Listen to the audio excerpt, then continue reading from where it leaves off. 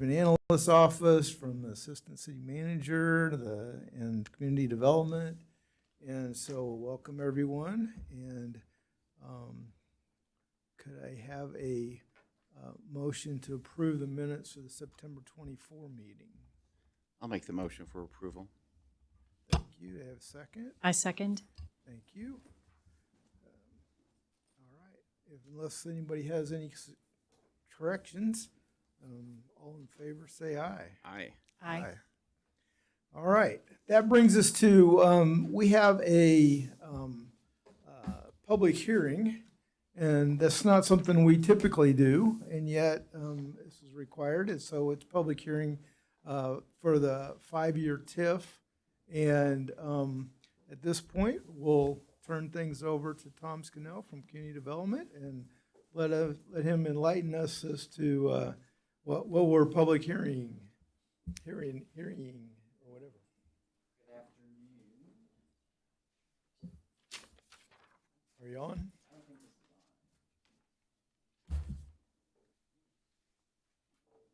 is on. That's the light. But you need a. Do you need backup? There's another mic right over there.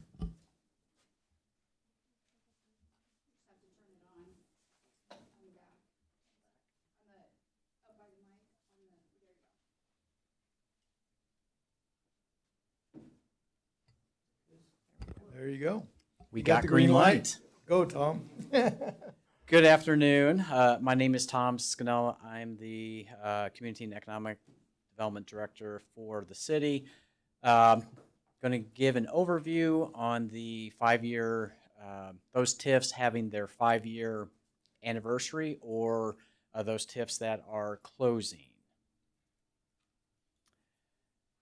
So each year we have a hearing on those TIF projects where they are passing their 5-year anniversary, or after a TIF has been closed. This is spelled out in state statutes in section 99.865. We are looking at the redevelopment plan and the project and reviewing each one of those for those TIFs. This year we have 3 TIFs to be reviewed. Those are the old landfill, which has reached its 20-year life. This is also known as Stone Canyon. Trinity has also reached its 20-year life. And then the Santa Fe TIF, which is a closure, as that TIF has been closed. So first up, the old landfill. This is located north of I-70, west of R.D. Mize Road. As you can see on the map, it is the outline of this TIF area is in orange. It encompasses approximately 365 acres. It reclaimed the closed and capped landfill that was there. And the plan was to construct 225 single-family executive-style homes, as well as to construct an 18-hole golf course. The objectives of this TIF plan was to, again, reclaim the closed and capped landfill, to cure blight, to provide adequate street layout, encourage orderly development of land within that TIF area, to expand the tax base by increasing housing opportunities as well as employment opportunities, and to enhance the public health, safety, and welfare. So, a little overview of this TIF. It was approved back in 2005. It was approved for 23 years, and this TIF captures 50% of the EATs, which are the sales tax generated from this TIF, and it captures 100% of the property tax that come off of this property. The status of this TIF is shown in this table here. When this TIF plan was approved in 2005, it had a total anticipated project cost of a little over $117 million. The TIF reimbursable project costs total a little over $14 million. What has been reimbursed to the developer to date has been a little over $3.6 million. And this does not have any financing. It is a pay-as-you-go, so that as the revenues are generated off of this TIF, it goes into the special allocation fund, which is then used to reimburse for reimbursable project costs. The next TIF is the Trinity TIF. This is located south of I-70 on both the east and west side of Little Blue Parkway. As you can see on the map there, the TIF boundary is highlighted there in orange. It encompasses 17 and a half acres. This plan was to construct about 33,000 square feet of restaurant space, 98,000 of general commercial space, and a 50,000 square foot Class A office space. As part of this plan, they made improvements to Little Blue Parkway and also expanded Valley View Parkway. The objectives, again, to cure blight, to provide adequate street layout, proper platting, parking, and demolition of deteriorated structures, encourage the orderly development of land, expand the tax base, and enhance the public health, safety, and welfare. Again, this plan was approved in 2005.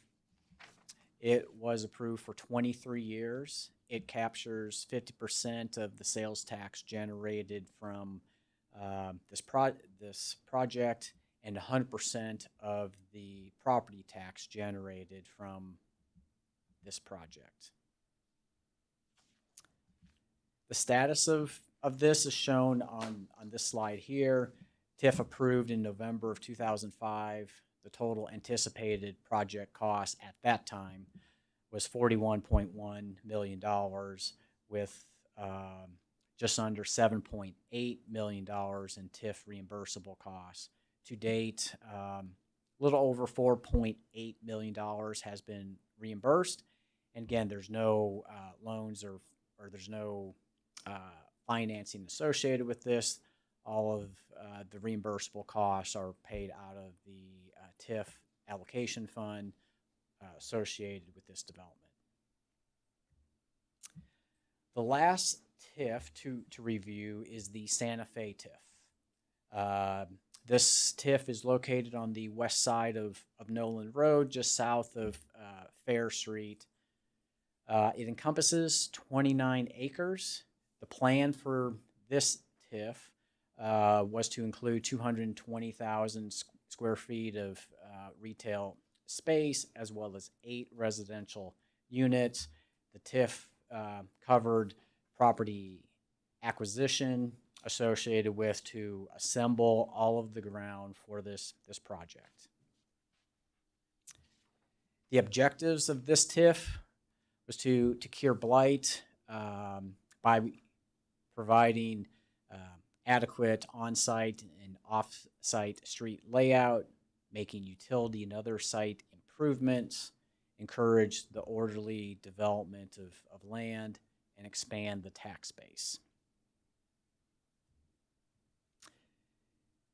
This TIF was approved in 2000.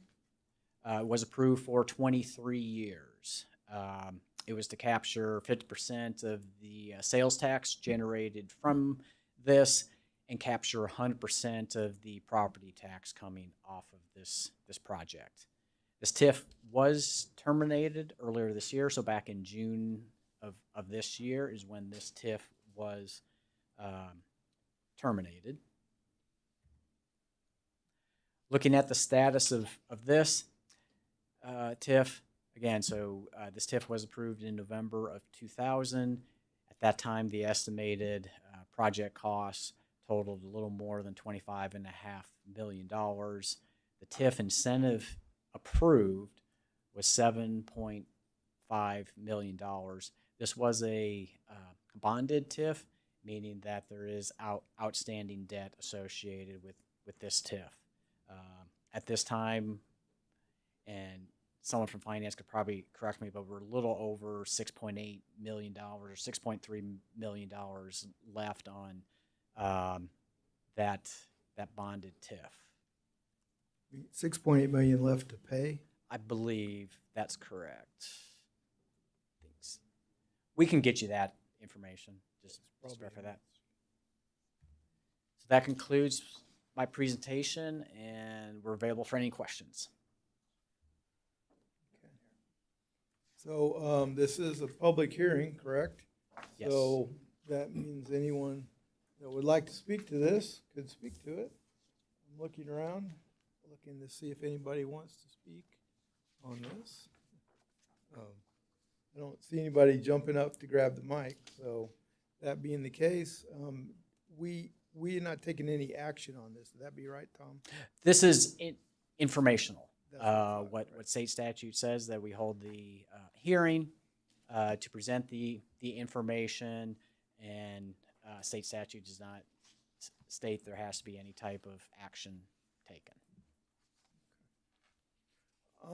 One question on the Santa Fe TIF. Since that's closed, as time goes along, will any of the property taxes, paid now go to help offset the debt on that, or does that just become debt of the city at this point? So the city has put together a plan to pay down that bonded debt, where as expiring TIFs roll back onto the tax rolls, that the EATs and pilots that were generated by those once active TIFs, those funds are earmarked towards debt such as this or Cracker Neck Creek. Right. Thank you for that. I knew that was the case. I just wanted that said since we're in a public setting. So, okay. Well, I don't. The two that are 2005 TIFs, those will presumably in a few years, be closed, right? At that point. Yes, both of those TIFs are pay as you go, so there's no debt associated with those. And once they have crossed their 23 years, we will take an ordinance to the city council to officially terminate those TIFs. And then after that is passed, those revenues would then go into our TIF allocation fund to pay off debt associated with the Santa Fe TIF as well as the Cracker Neck TIF. Okay. All right. Anybody have anything else?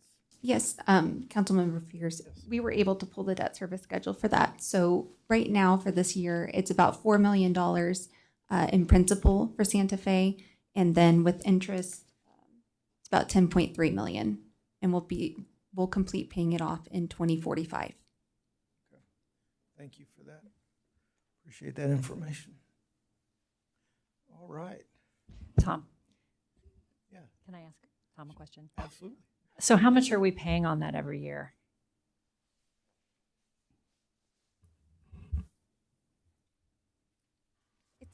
It's about $530,000 in principal and interest each year.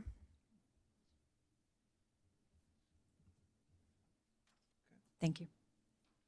All right. Anything else anybody has? All right. Thank you for that, Tom. Appreciate that information, and we'll consider that public hearing closed now. I don't have a gavel, so I don't get to gavel anything. But, all right. Next item is old business. We had discussed in this committee a while back working on some plans to mitigate risk in, especially in the area of risk management, workers' comp, that sort of thing. I think, Melissa, you have a report for us on that. Would that be accurate? Just a little bit of an update. This has been one of the things in the last quarter that since I last reported to you, I have not had a significant amount of time to put towards it, but we have had some meetings. I continue to meet with the Safety Training Specialist 3 from Power and Light. So we have discussions with city attorney, city management, and human resources, just in the direction that we see ourselves going within the next 6 months to get us where we need to be.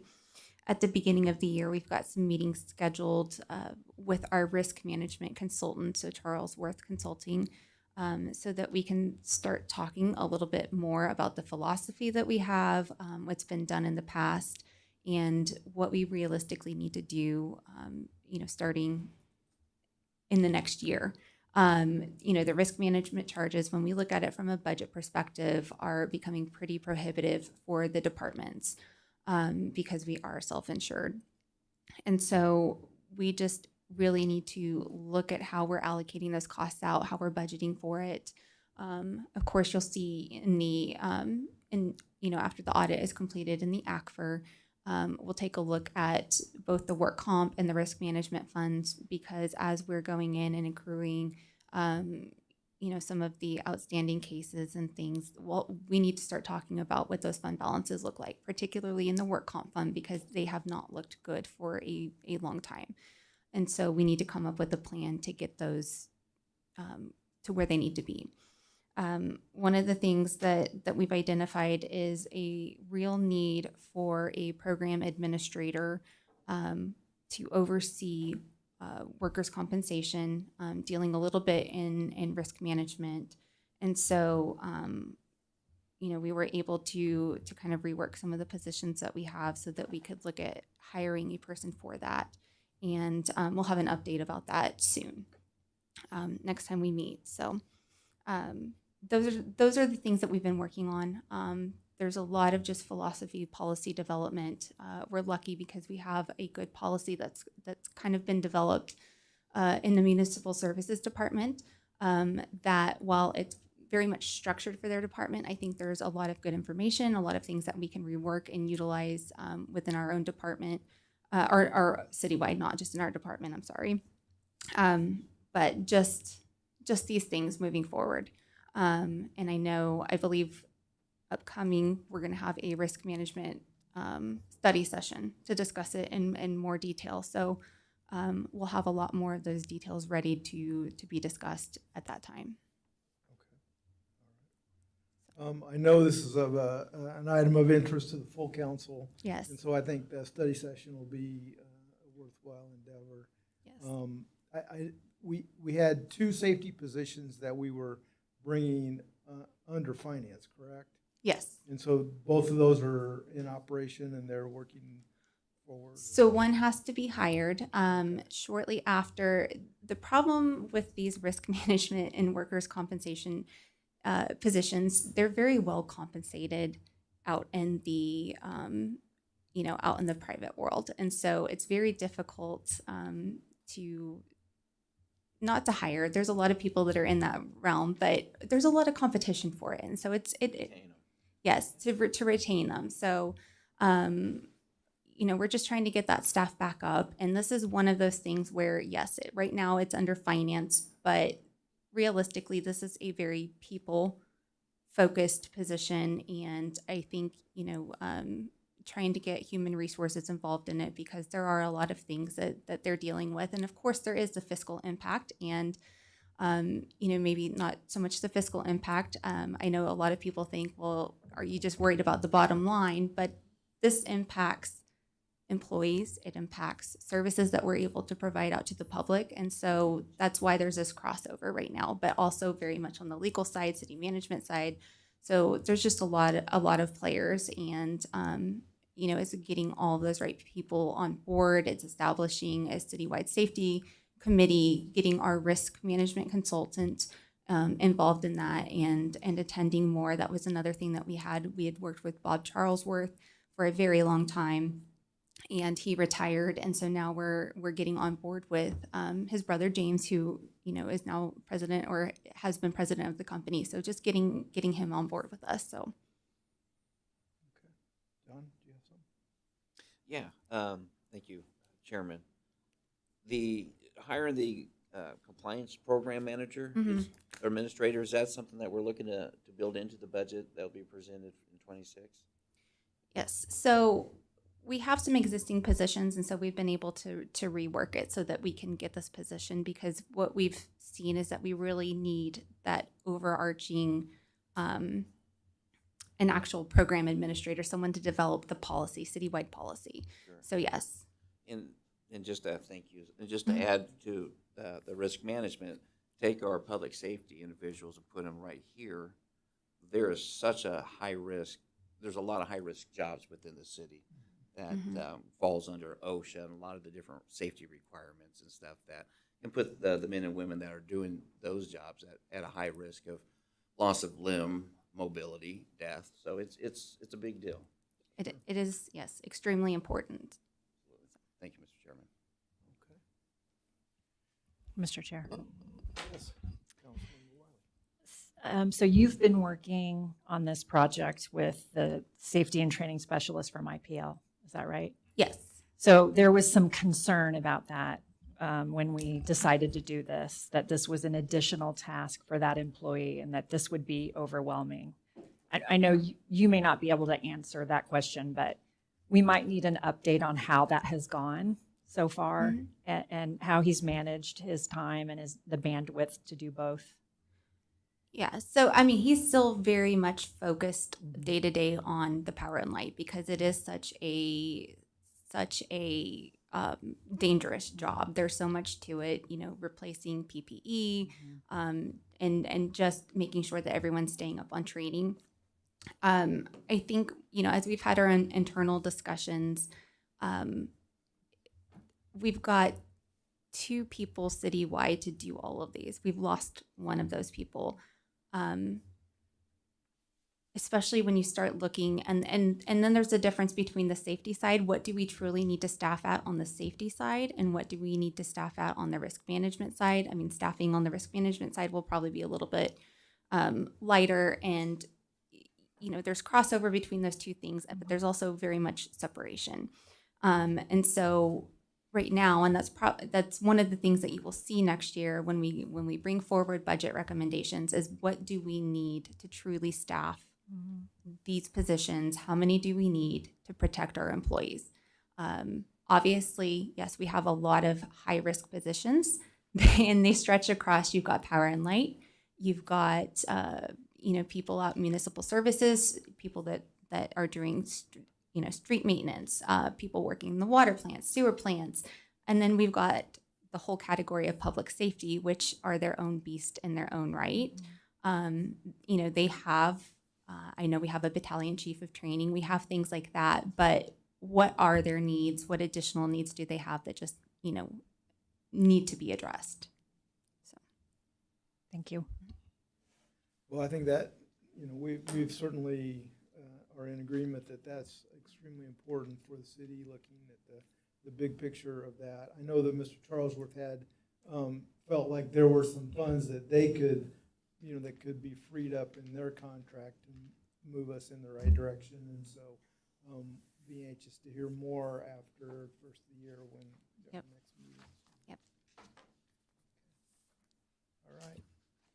Well, that was under old business. Is there any other old business that we didn't list on the agenda anybody had? All right, with that, we'll move to new business and look at our financials update. Yep. Okay. Take it away. All right. So we're still in the process of closing November. So the most recent financial statements that we have ready for presentation are going to be for those ending October 31st, 2025. So, we added the section at the beginning some months ago, just giving you all an overview. I don't want to repeat too much because I try to hit the high points in that, but just some things that I'm seeing or that, Nancy sees as well and kind of brings to my attention. On the real estate tax, when we're looking at, at the general fund right now, total revenues do look like they're trending down to budget. That's largely because we don't typically book those real estate taxes until the month of November. So those will be on the next financial statements. We've been working with the county, in addition to just what's been going on overall with the assessments. They've also changed their software, and that has led to just a little bit of delay of getting the information over to us.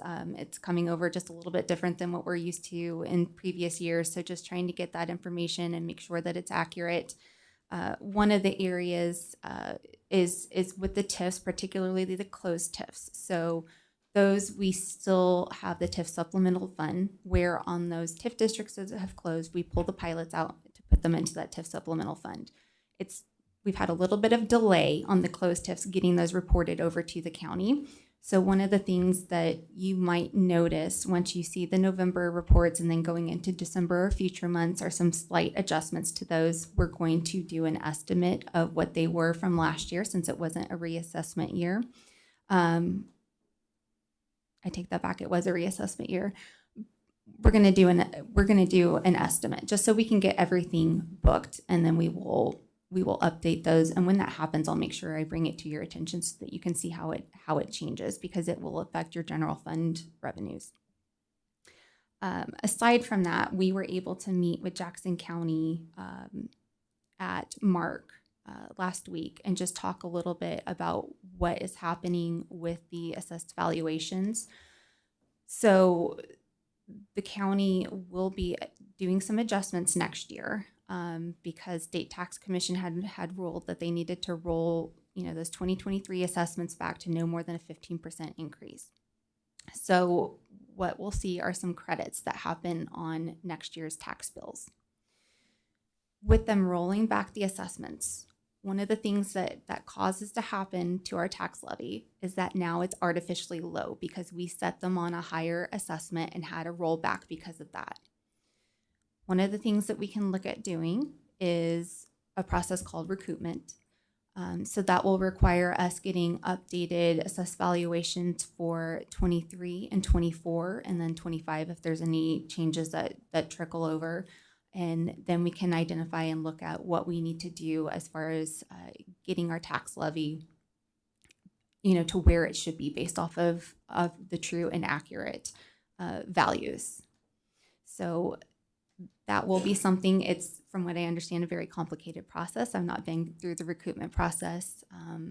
We requested from Mark that perhaps they could hold a training session to help the local taxing districts with it, because it's not just us that's faced with this issue. It's all of the local taxing districts, fire districts, and just, various taxing entities that are going to have to look at this and determine. On the recoupment process, that's something that I would bring to you. I can bring the fiscal impact, and then that's something that council would have to approve. Mr. Chairman, Yes. when you say that's all the taxing, that's the fire special district individuals, like, all the special fire district, everybody. So, people were in that room, I guess, is where I'm going at. Yes, so they split us up. In the room that I was in, there were fire districts, the Mid-Continental Library that has, they have their own tax. School districts were separate. School districts, I think, have a little bit different process than we do when we set our levy and how and what they have to do and what they're required to do. They had a separate meeting.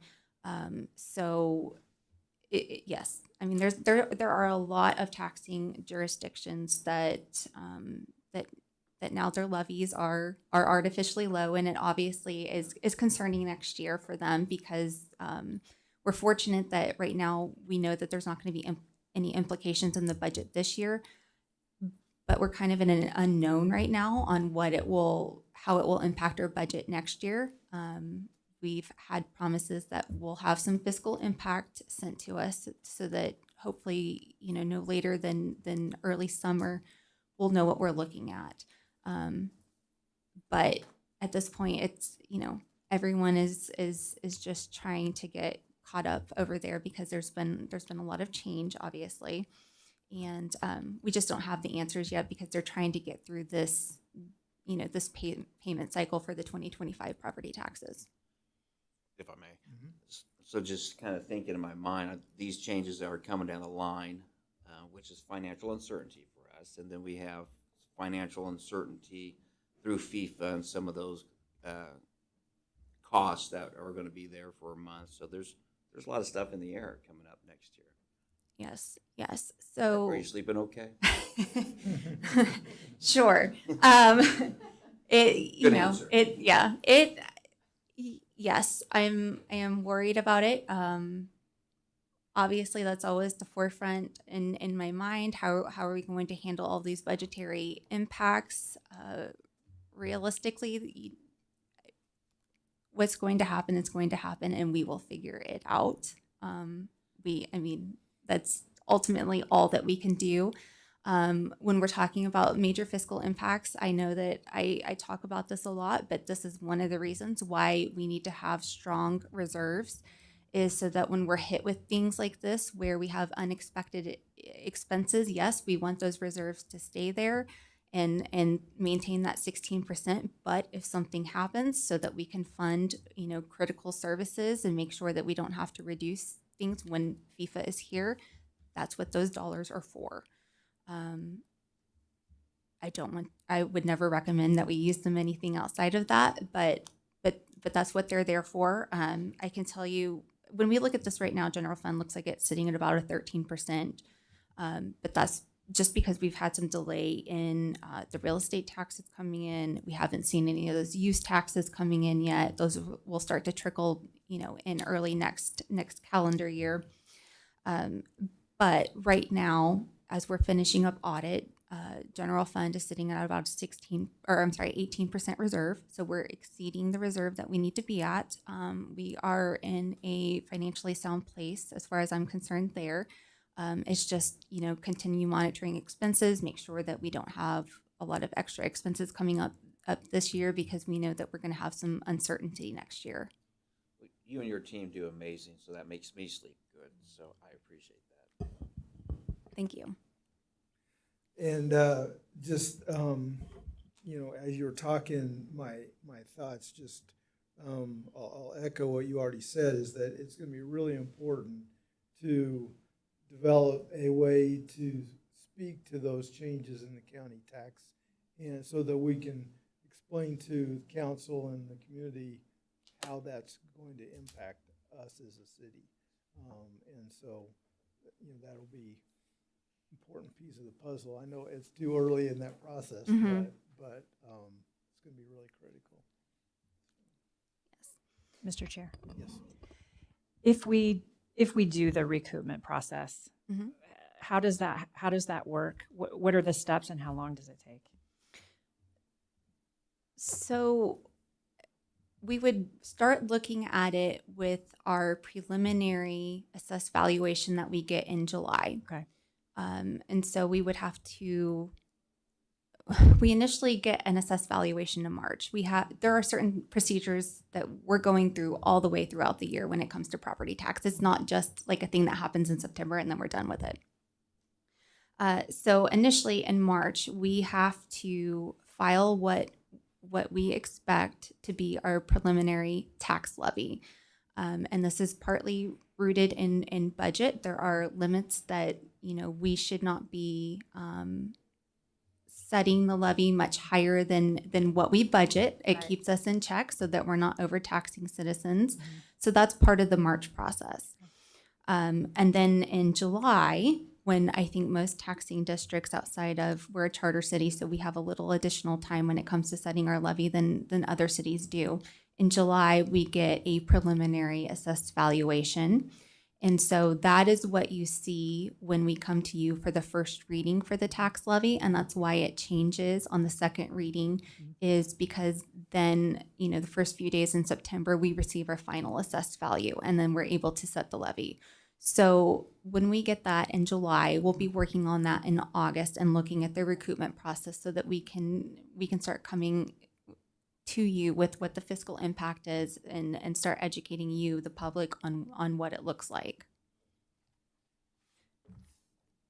Thank you. All right. Thank you. Okay.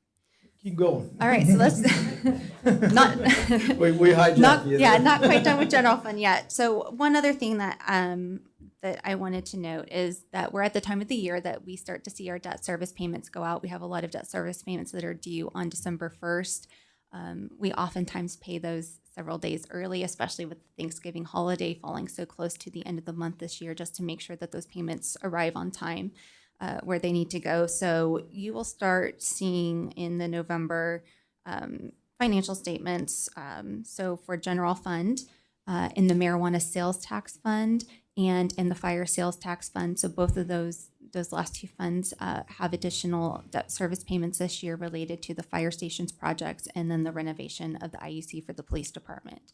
So when you see those, it's probably, especially in the marijuana sales tax fund, really going to throw off that percent of expenditures just because it's such a large percentage of the revenue and of the budget in that fund. So I've just kind of highlighted, in most of the sales tax funds, things are trending about as we'd expect. Sales taxes are just about spot on. When you're looking at the percent actual or year to date, things are trending, pretty level. When we talk about the sales tax reports, I'll talk a little bit more about that, but, not a lot of unusual things happening there. Expenditures are tracking pretty close to what we would expect in budget. So nothing, raising any red flags. A lot of those funds have yet to see any of that use tax trickling down. So I was really going to skip ahead and talk a little bit about those use tax funds. So Give us a page number. yeah, so I'm looking at page 9, or if you're looking at a printed copy, it's page 34 of 97, page 9 of the financial statements. And so this would be the animal shelter use tax. You can see they are at 100% of their receipts, and they typically hit theirs just in the first few months of the year. You can see that the police use tax is at 63.1%, and that really, we're almost $400,000 higher in the year-to-date receipts there. So use tax is one of those areas that while sales tax might be lagging, it is continuing to come in much higher than, a normal 1 to 2% growth rate that we would see with sales tax. So I would expect it's typically around February, I think, when we start to see the waterfall start taking place. So we'll just continue to watch that. And the health tax levy, so page 11, you can see their revenues percent to actual are only 7%. So again, that's just because we have not booked those real estate taxes yet. Same thing for the Parks and Recreation tax levy. Their expenditures are just a little bit higher than budget, but nothing that's too concerning. Tourism fund on page 13, you can see transient guest taxes are trending a little bit higher to budget. So, that's a good sign. But at the same time, when you're comparing to prior years, they are down just a little bit. So this is one of the areas that Allison with Visit Independence has just wanted to kind of talk to me about and talk about trending. These are things that we do collect in-house. So we are fortunate and have a lot of analysis that we can do on that and look to really determine what the issues might be. And then once we get to the utility funds, nothing that is really out of line there. See the water fund here. Power and light begins on page 20. So revenues are up to budget. Year over year, revenues have increased. And then their operating expenses are a little bit up to budget, but nothing concerning. Water fund on page 23. Again, their revenues are up to budget. Expenditures are up to budget. This is one of those areas where they may have to buy a lot of things like chemicals up front. And so you see a lot of expense loaded earlier into the year as they go out and they start issuing their POs. So sanitary sewer. still the same, trending pretty close to budget with their revenues and, their operating expenses just a little bit up to budget, but nothing concerning. And then I think the last thing that I wanted to draw everyone's attention to is on page 41. So this is the General Obligation Bonds Capital Project Fund. So this is the fund that will be tracking all those expenditures for those GO bond projects. So you'll be able to, track everything that's happening here. Page 41 is If you're clicking on that PDF page document, 67, I believe. yeah, yes.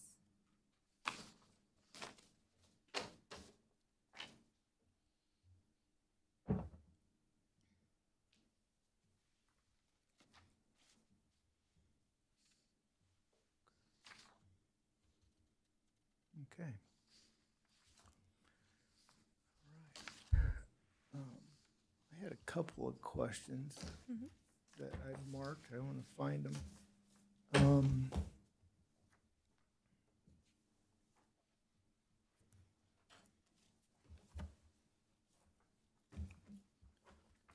This may take a second here.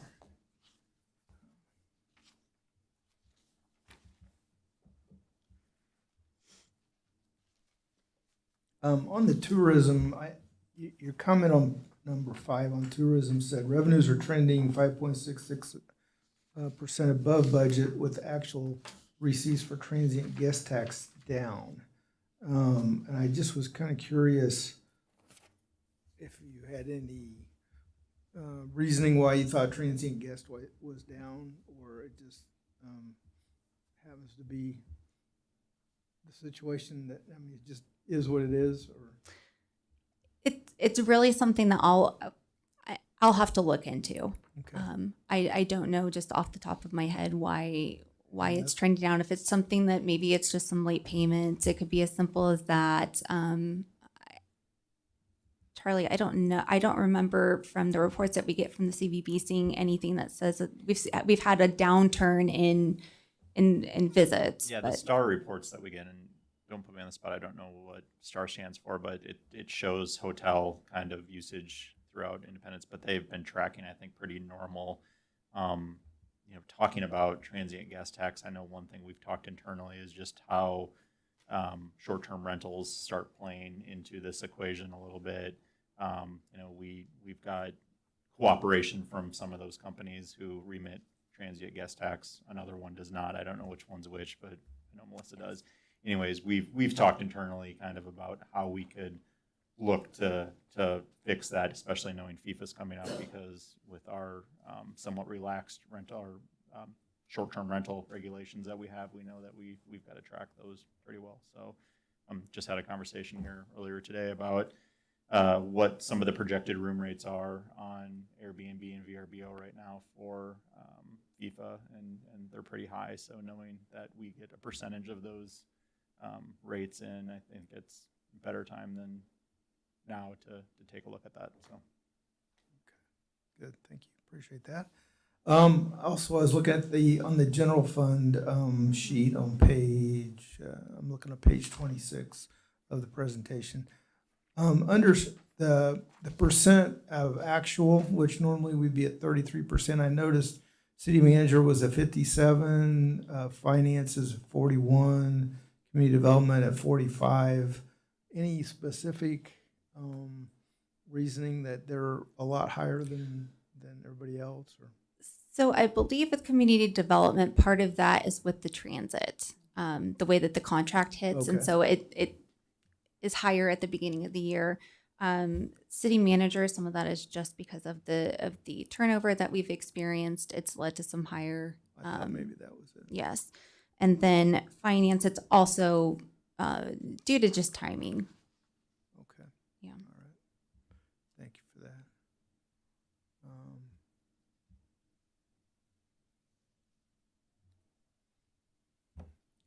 My computer's not playing nice with me here.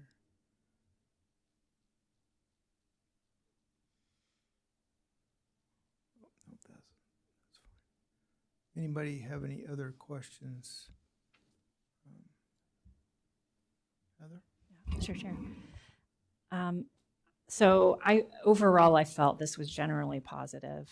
And I think I was expecting something else because of the government shutdown. I don't know how many federal employees we have, but I wonder if if that had an effect on us.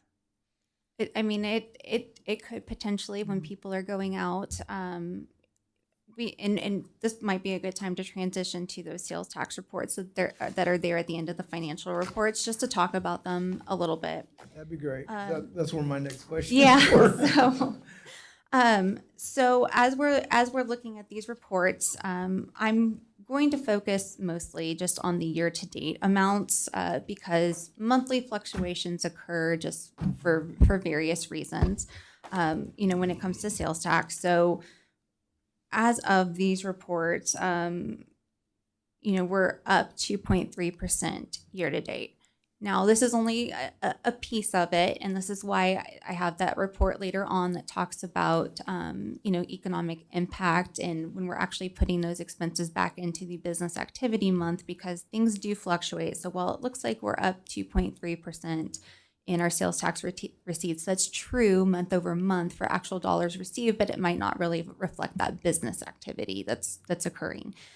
The other thing to remember is on this 1% city sales tax receipt, this is inclusive of TIFs. So this is not just all spendable dollars. So if we have higher growth in the TIF districts, then that does not translate to us having higher general fund dollars or in those, special sales tax funds.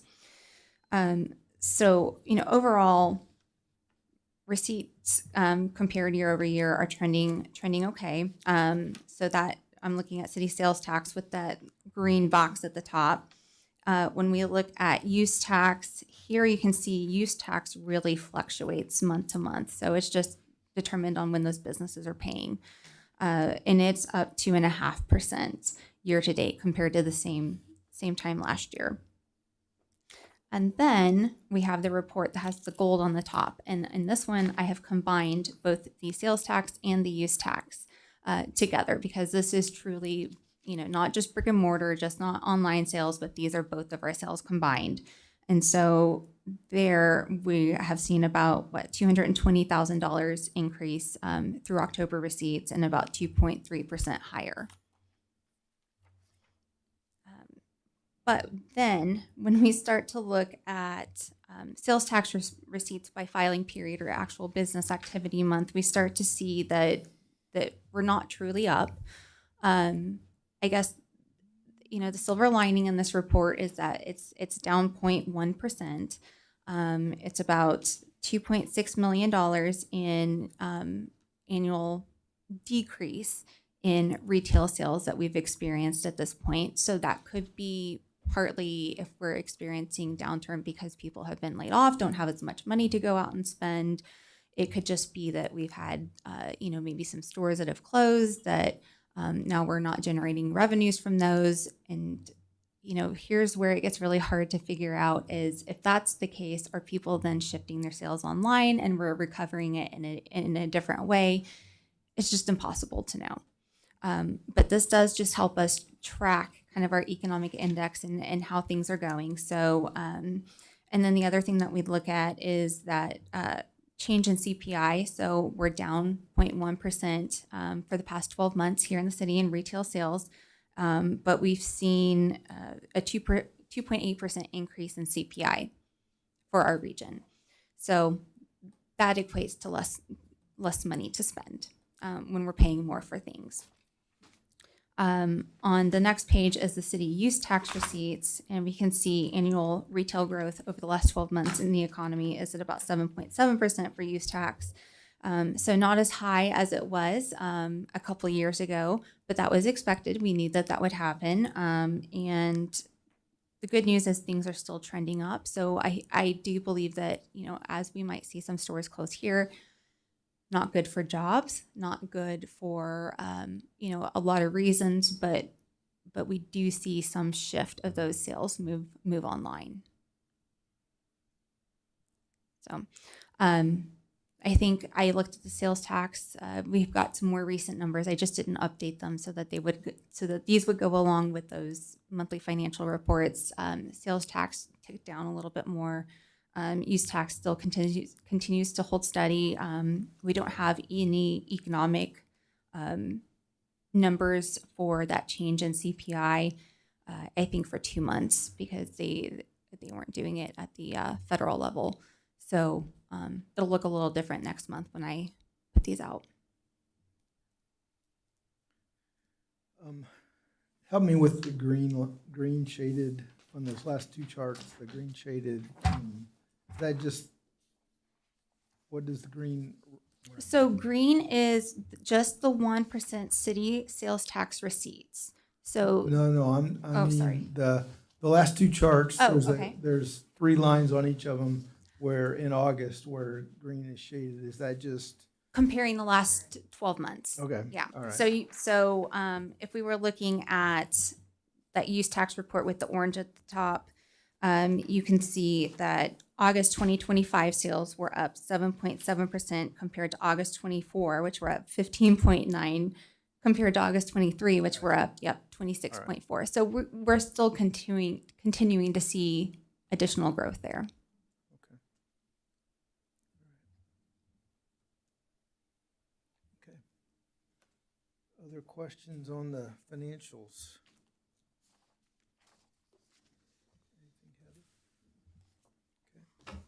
Okay. I think that takes us to the next item on the agenda, which is procurement policy. And appreciate Rich being here. And we just wanted to begin to raise a topic that I know some of us in the council have discussed as a result of a couple of ordinances that came through and thoughts that we had. So relative to a number of things in the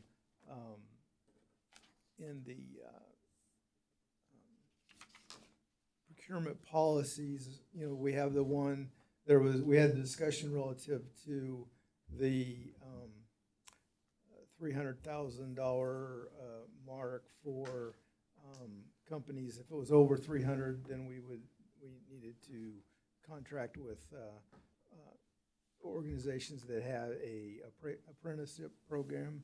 And then that got us started talking about other elements of the policy and whether it made sense for us to begin to put in something into the policy relative to indexing those items since they were put in place. So that if there are other dollar amounts that are referred to in the policy, that we would think about, well, you know, moving those along so we don't have to come back to and change the policy periodically. That it could just be kind of automatically moving that forward. So I'm not sure, you know, we weren't necessarily expecting any answers or anything today on that, but we wanted to raise that as a beginning the discussion process, ask you as staff to take a look at that. There may be some other things, there's other questions relative to other elements that may raise, other things that we do that we may want to index some other things as well, or change how we do some other things, but that's kind of, I think, where we wanted to start. So, and council members, anything, did I capture that well? And does that raise questions on your part for what we're asking for, or? Well, you know, I think that's a very worthy topic to start looking into. Melissa told me about you guys' thoughts about implementing something like this. And so I think, you know, what I've got with me is a brochure that I got from a forum that I went to some years ago from an economist with the Bureau of Labor Statistics talking about indexing. So I think indexing is good from the aspect of, you know, there's always inflation, and what's fair, what's a good starting point on whether it's a good or service, what do we use as a baseline, and how do we, you know, put some type of index in effect so that, you know, it just makes it fair for us and makes it fair for the people that we do business with. So, I mean, this is a good starting point. I'm here just to hear your thoughts, and then we can take your thoughts and I can work with Melissa and put something together to present to you guys in the future. And then you guys can think about it. I think that's what we'd like to do. You know, and to just put a little more meat on that bone, I think what I'm thinking of is that we probably not just pick out single out CPI or something to that nature, but something that is more specific to municipalities or something that's more specific to that particular area of what we're contracting for. You know, maybe there's some kind of a municipal index. I don't know. That's why we're asking the question, is to say what would be and it doesn't have, on one area of the policy, it may be different than another area of the policy. You know, there may be different indexes that would be applicable, and that's kind of why we want you to take a look at that and give us your thoughts. I think this is probably a really good opportunity for us just to review it, to look what's out there. I know you're part of a purchasing procurement association. We've got GFOA. So, you know, we'll look and see what else is done. What is typical? Are other cities looking at doing things like this? You know, my assumption would be if other cities aren't, there's probably a good reason for it. So we probably just need to do some research and look and see if this is something that's typically done. Just because no one else is doing it doesn't mean we can't do it. But you know, just identifying it and seeing what else is out there and what recommendations there are. I would be surprised if there's not something. GFOA hasn't mentioned it, said something about it. So we'll look and see what's out there. Right, because really big picture, if we get something in place that we can put into our contracts, I mean, I think it'll be, like I said, hate to repeat myself, but a good measurement as far as what's valid, as far as, you know, all these increases that we always get, you know, what's worthy of bringing in front of you guys. You know, if we have something that fits within a valid increase, we just have something that we can just measure it and keep moving. So, yep. Thanks for bringing the subject up. Homework for us. Sure, and that's really kind of, we just wanted to begin that discussion. You know, I think we had just a bit of a discussion among a couple of us the other day relative to the question of, you know, as we look at, you know, we approve budgets, and then we turn around and approve contracts and approve, you know, each piece of the puzzle, it seems like, and sometimes seems like we're bringing that back to the council 2-3 times. Are there ways that we can streamline some things of that nature as well? I think, you know, makes sense to especially relative to, and it needs to be different. You know, we were talking too on some of those procurement kind of things. You know, IPL has, it seems like everything starts at 6 figures in IPL, you know, or more. And, you know, so maybe there's a different, you know, set of guidelines with IPL than there is with other things. Or maybe there were 2 or 3 different ones around the city. I don't know. It's those kind of things that we're thinking about that makes sense to consider. Yep, good point, Councilman Fears, because I didn't think about it until you started talking about it. I mean, like you say, 6 figures, you know, getting them roped into the conversation and seeing what's fair for them. And then that way, kind of like you say, streamlines things for all of us. Good point. To carry on with that, Mr. Chairman, Sure. at our roundtable discussions is when we were talking about that, and we did go down that procurement kind of rabbit hole. So you should be proud there, Richie, that we did that. So, yeah, we did go down that rabbit hole because these are some good stuff to the council's very interested in. Okay. Anything else on that topic? All right. Next one is Finance Director report. Really, the only thing that I just want to make you aware of is we're wrapping up audit. So I'm going to give kudos to Nancy because she really leads that effort every year and puts a tremendous amount of time and effort into it and does a fabulous job. So thank you, Nancy, for all your work. We will be wrapping up audit. We've got some requirements, things that has to be out there posted, available, by the end of the month. So by the next time that we have an audit and finance committee, we should be able to have our auditor here to give a presentation and go over it just like we did last year. And we can talk about, I know he also came in and spoke to council, so we can discuss, where do we, if we want to have it both places, we would just want to have it at audit and finance. How do we want to handle that? Just to make sure that the information gets out to the public. And, but aside from that, that's. Yeah, I had a conference call last week with Chester from the audit company, and he was very complimentary of the work that you all do, and he's I think just he said there were some things we needed to talk about, but we'll talk more about that at the appropriate time. But nothing. He was very complimentary and expected a pretty.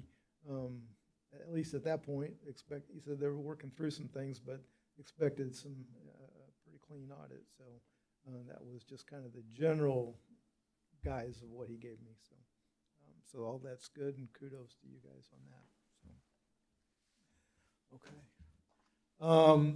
Other new business. One of the things that we've had a little discussion since Monday, given our experience on Monday relative to the water going down and the communication process there. I think we talked about that. Yeah, it'll be important for us to kind of hear from the city manager and others relative to the communication process for those kinds of after action kind of activities, on and what we learned from that scenario. But I think, one of the things I think the council expressed some interest in, just in general, the other day in the roundtable, was the idea that we begin to take a look at how we can better communicate with the public, and that we have the text messages that go out on what's called the rave, is that right? Yep. And then we have, some other sources relative to email through Power and Light and through the utility billing process, but we don't have a overall communication plan and process, so that hopefully we never need it from a standpoint, but that's probably not that's not realistic. So just thinking through and beginning to think through and look at, because there will probably be cost implications to something that we might look at doing that way. So if we can take that information back to the city manager, and I'm sure that I know you're already working on some things of that nature, but I think that will be helpful. Anybody want to say anything more about that? Yeah, Mr. Chairman, when you guys do the after action review, anything that we can do to help out the Audit Finance Committee, any type of new technologies, whatever we may need to look at to help, I guess is about as good as the frame of a question or comment that I can do. All right. Does anybody ever have any other new business? Mr. Chair, Yes. I don't mean to put you on the spot, Andrew, but can you remind me what's in your queue for audits? Yeah, right now I'm working on the special assessments and tax lien review.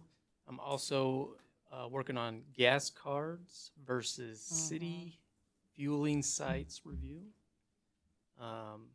Currently working with the fire department. They're kind of spearheading that, and they're actively doing that right now.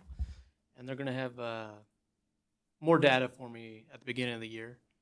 And I expect to have both of those done by the next Audit and Finance Committee meeting. I don't want to dump both of those on you guys at the same time, but at the same time, I don't expect both of those to be long presentations. So, but we'll see. I'll keep you guys informed. So, Mr. Chair, when we implemented Rental Ready, the new Rental Ready, we had spoken about doing an audit to see how it was going. And I'm wondering if we can put that in the queue and what your thoughts are on that. If it's too early, it feels to me like, you know, in a few months that it might be the right time to see how it's working out. I'm looking at Tom over here because I know that we just postponed some things relative to the rental ready. So Tom, what do you, in your mind, what would be the right timeline to? So right now, we have a study session plan where we will give an update on Rental Ready. As many of you know, the new regulations for Rental Ready, where we expanded them from 9 to 16, went into effect May 1st of this year. So by February, we'll have 6, 7, 8 months worth of data. We changed a lot of things on the inspection side, where they upload all pass and all fail, and then we have that data, and we will be ready to present that to the council and be ready to answer any questions you guys have. Does that help? That does help. So let's keep talking about that, though. I mean, I'll be interested in the study session, and I still would like to do an audit at some point, but maybe we can push it back a little based on what we find out in the study session. Okay, thanks. I was just going to add to it, too. I think on the rental ready side, one thing that we might want to wait for, too, is the utility, getting that thing incorporated into it. Because that takes effect, what, March 1 now? April 1. April 1. So, So getting that up to speed might be a good idea. So as part of that, when the city council passed Rental Ready, and we informed the council that January 1 of 26, we wanted to enforce the utility turn-on piece. Earlier this year, we kicked off our consultant to begin retooling CityWorks, and also to build that portal where how we interact with the customers, and also that portal, rebuilding that portal of how the inspectors upload the information. Currently, we do not have the ability where the inspectors can upload photos. With the new portal that the inspectors will use, hopefully this spring, they will be able to, as part of any failed inspection, to provide the photos so that we have that information as well. So right now we just have, we are still using the homegrown portal that was created back in 2016. Jason with Tech Services can't wait to retire that. So we are anxiously waiting for our third-party vendor to retool CityWorks and build that portal for us. So. Thanks for the information. Any other new business? All right, so I was looking at our calendar. Our next scheduled meeting is for Wednesday, March 25th. I'm wondering if we need to have a meeting prior to that just to address the audit. And maybe if Andrew, if you had one of your reports that you were ready to do at that, we could do one then and then follow the next one up after that. Just so I'm looking at when would be the ideal time to do that. I think we had one in February last year, if I'm remembering. So a lot of times we do them in January or February. So I can certainly get with the auditor and find out what his availability would be. And report back and let this committee know so that we can get something on the schedule for it.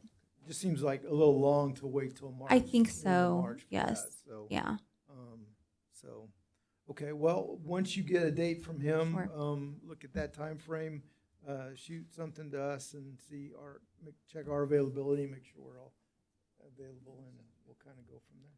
okay. All right, we'll keep that March 25th one as our next regular meeting, but have a special meeting. Okay. Okay. All right. Well, if there's nothing else, motion to adjourn. I'll make the motion to adjourn. All right. I second. All right. Thank you. We're all in favor. Aye. Aye. All right. Have a very Merry Christmas. Some of you we may not see till after that. So have a Merry Christmas.